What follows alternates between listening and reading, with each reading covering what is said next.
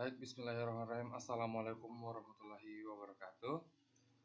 Jadi alhamdulillah, kali ini saya akan memaparkan materi dari tugas pembuatan PowerPoint. Jadi sebelum saya melangkah ke materi, saya akan memperkenalkan diri terlebih dahulu. Jadi perkenalkan, nama saya Dandi dengan NIM 200222129 dari program studi Administrasi Publik Reguler 3 Universitas Muhammad Yasinjai. Jadi kali ini saya akan membahas materi mengenai pengawasan pembangunan daerah. Jadi langsung saja masuk ke pembahasan materi kali ini, yaitu mengenai pengawasan pembangunan.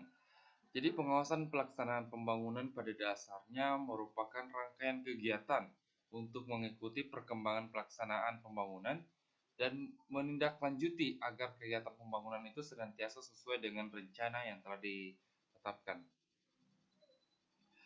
Selanjutnya pengawasan menurut para ahli.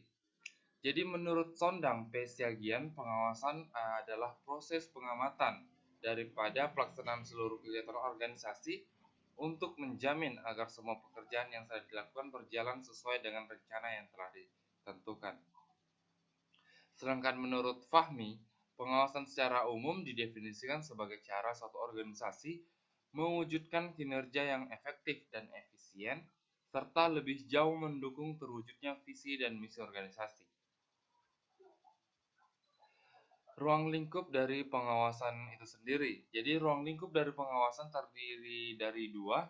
Yang pertama adalah preventif dan represif, di mana preventif ini terbagi atas 2 poin. Yang pertama adalah pengawasan yang dilakukan pada tahap persiapan dan perencanaan suatu kegiatan. Kedua, pengawasan ini bertujuan pada aspek pencegahan dan perbaikan, termasuk pola pengusulan perbaikan atau pembentukan regulasi baru untuk perbaikan. Yang kedua, represif. Poin terdiri atas 2 poin. Yang pertama adalah pengawasan terhadap proses-proses aktivitas sebuah lembaga pelayanan publik, serta yang kedua adalah pengawasan ini bertujuan untuk menghentikan pelanggaran dan mengembalikan pada keadaan semula, baik disertai atau tanpa sanksi.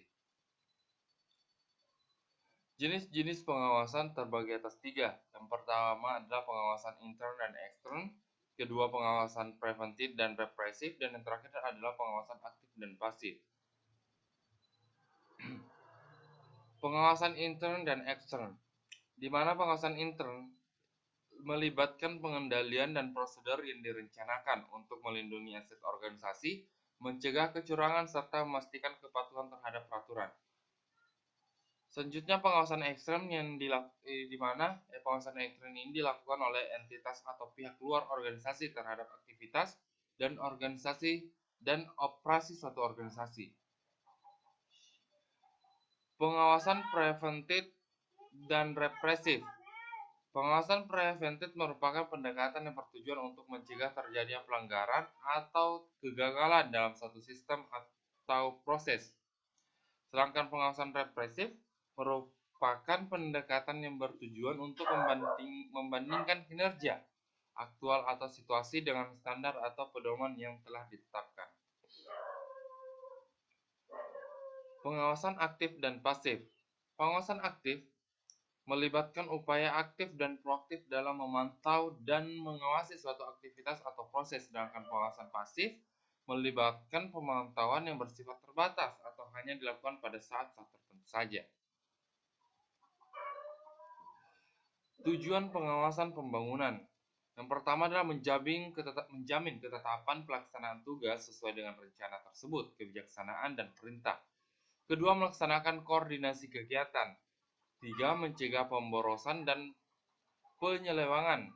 4. Menjamin terwujudnya kepuasan masyarakat atas barang dan jasa yang dihasilkan. Dan yang terakhir adalah membina kepercayaan masyarakat terhadap kepemimpinan organisasi atau pemerintah. Syarat pengawasan terbagi atas 3. Pertama adalah melaporkan setiap penyimpangan yang terjadi dengan segera. 2. Mempunyai pandangan segera. Dan yang terakhir adalah objektif, teliti, dan sesuai dengan standar yang diinginkan. Prinsip-prinsip pengawasan pembangunan. Yang pertama adalah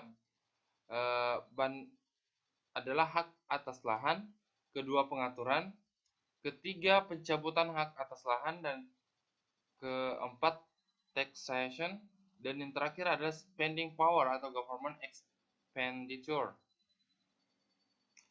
Tahapan-tahapan dalam pengawasan terbagi atas tiga. Yang pertama adalah preliminary control, kedua interim control, dan yang terakhir adalah post control.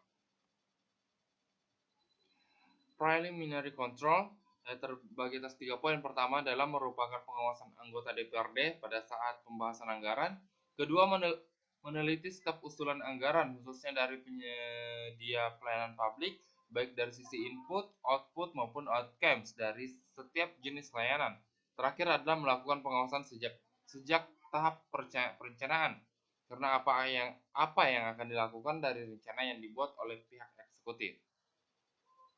Pada tahap kedua itu interim control, terbagi atas 2 poin. Yang pertama adalah untuk memastikan layanan publik berjalan sesuai dengan standar yang ditetapkan dan memenuhi harapan masyarakat selama pelayanan dilakukan dalam jangka waktu tertentu.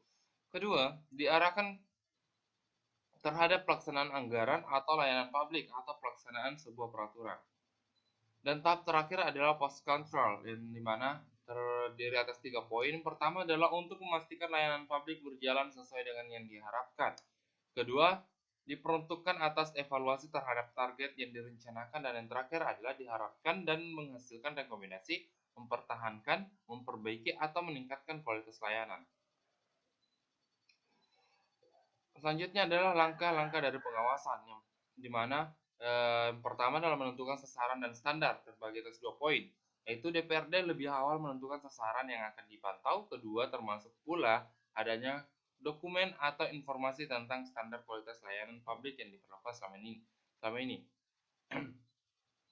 Langkah kedua adalah hasil sasaran dan standar terdiri atas 2 poin. Yang pertama adalah membandingkan hasil pengawasan dengan sasaran dan standar yang telah ditetapkan. Dua, untuk memastikan apakah sudah berjalan sesuai dengan yang diharapkan. Langkah ketiga adalah mengukur kinerja aktual, di mana terbagi atas 2 poin.